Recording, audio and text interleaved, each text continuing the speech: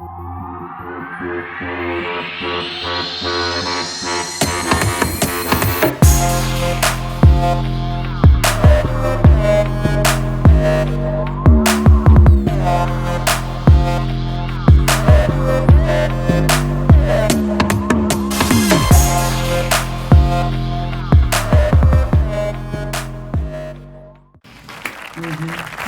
fabulous ones. Today I am here with Patrice Dunn.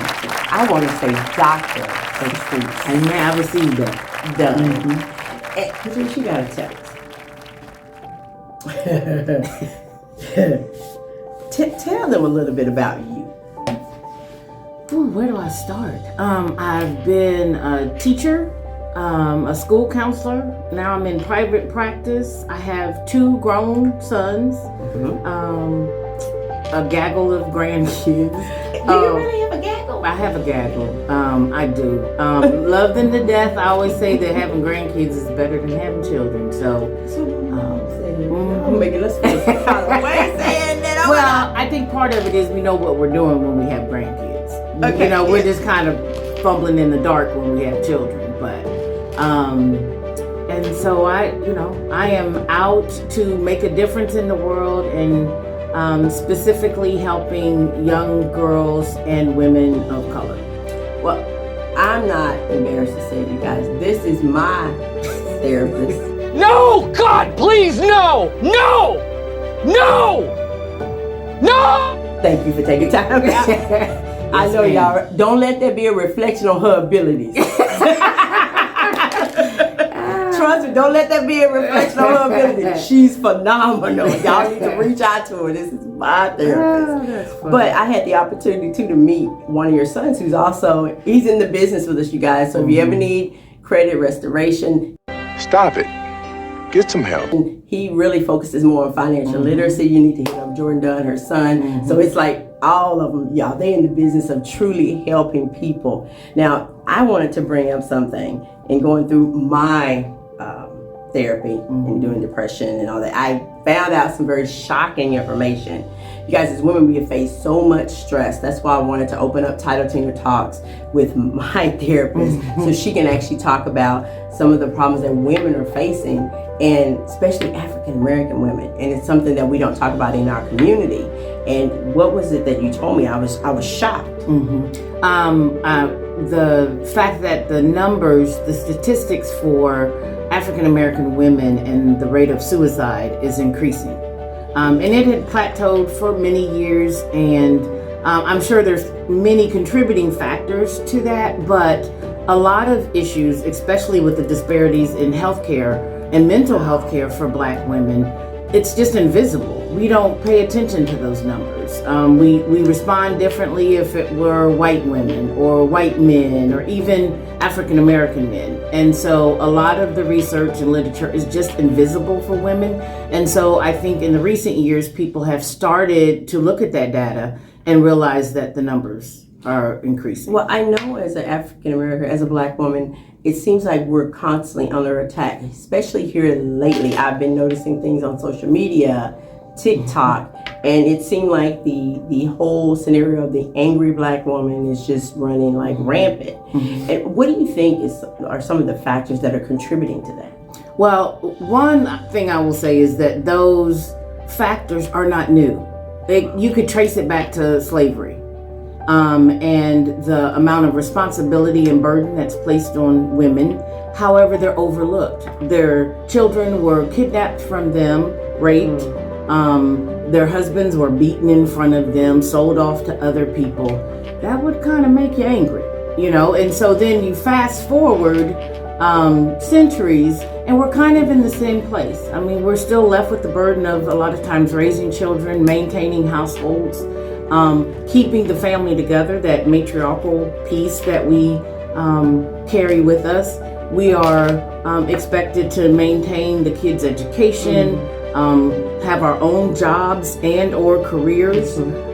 We are transportation for our children back and forth. Dear Lord, if you have more than one of those, you're just an Uber driver. You're going back and forth. And if you can't do that for whatever reason, then it's your responsibility to figure out how the kids are going to get home. Who's going to carpool? Who's doing what? And what I've seen in my practice is women are not as equipped with how to cope with that. Wow. Our grandmothers did it, our mothers did it, but they had a little more resiliency than we did. We're a little softer and we break easier than women of the past. Yeah, and I think also you noticed that they had more of a sense of community. Yes. I know when I was coming up with my grandparents, everybody in the whole community raised us. They took a hand in raising us. They took a hand in disciplining us. Yes, I said discipline, which meant Tina go across that street and get me 3 limbs off that plum tree.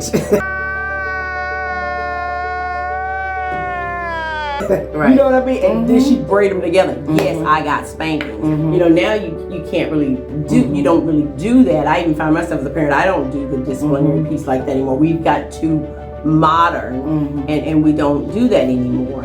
But do you think that has a little bit of something to do with it as well? Because I'm noticing even in our youth, they don't seem to have the same level in some instances of respect that we had and fear. Right. Healthy fear. Healthy fear. Yes. Yeah, I'm gonna tell y'all right now, my kids have a healthy fear of me because I still do old school. Right. You know, we may not do speak, but they trust me. I just acted borderline crazy. Yeah. So they never knew when I was going to snap, crackle, and pop.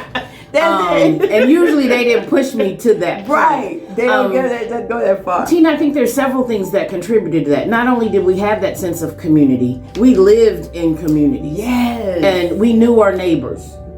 We went to church with our neighbors. We grew up. Your mama was my Sunday school teacher. That's right. The receptionist at the school knows my cousin and so we've lost some of that.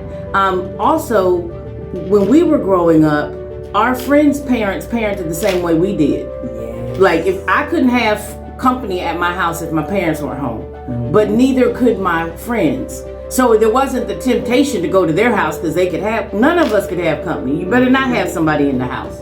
And being on that phone, I couldn't be on the phone. You know, we had that old phone attached to the wall with the log. We had a party. Yes. Do you remember party lines? Yes, ma'am. I remember party lines. Oh my God. And so then I think you fast forward to today and we look at all the social media. So we have access to more information. And one of the things that I think that has done, because there's always been creepy people, but we don't trust anybody anymore. So now we know that, you know, there's creepy people on the internet that want to do harmful things to young people. And so we don't want to send our kids to childcare. Kids aren't allowed to have sleepovers anymore. So we've kind of lost that. You know, we'll wave at our neighbors, but we don't talk to them. We don't share with them. We don't say, hey, could you pick my kids up?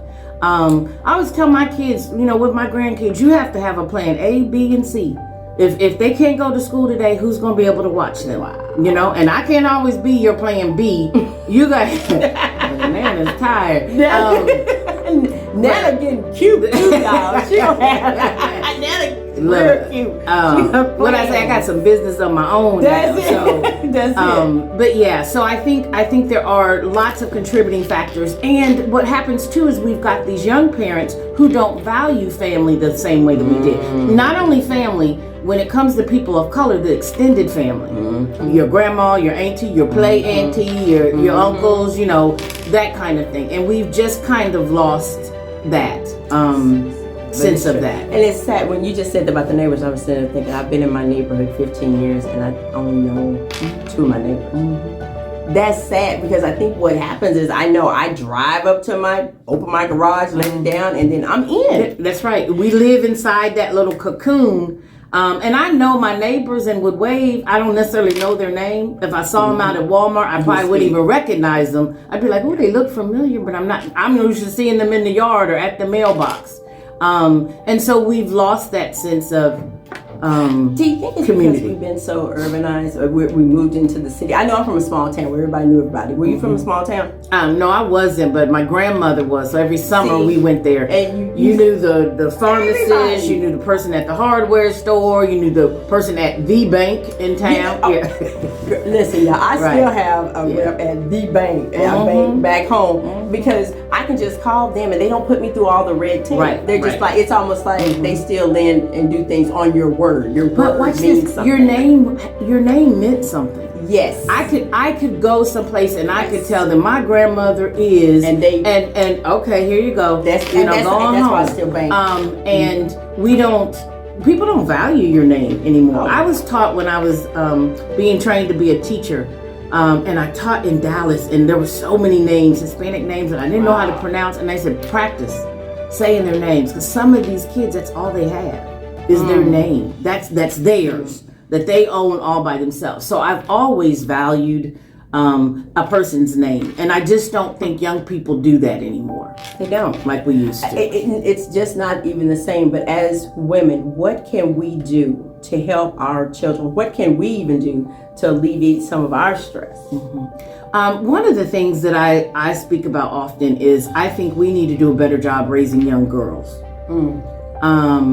and teaching them to have a voice, to use their voice, to operate in respect, first for themselves, second for others. And you know, we teach people how to treat us. So how do you want to present yourself to the world? Whether it's how you know, I did a presentation on personal branding for middle schoolers. And that's in how you dress, how you talk, who you hang out with. My dad always said you're going to be guilty by association. It's true. And so be careful who you hang out with. It doesn't matter that you're not doing what they're doing. If you're caught with that group, or people always think of that group of kids and associate you with it, they're going to have that same thought about you.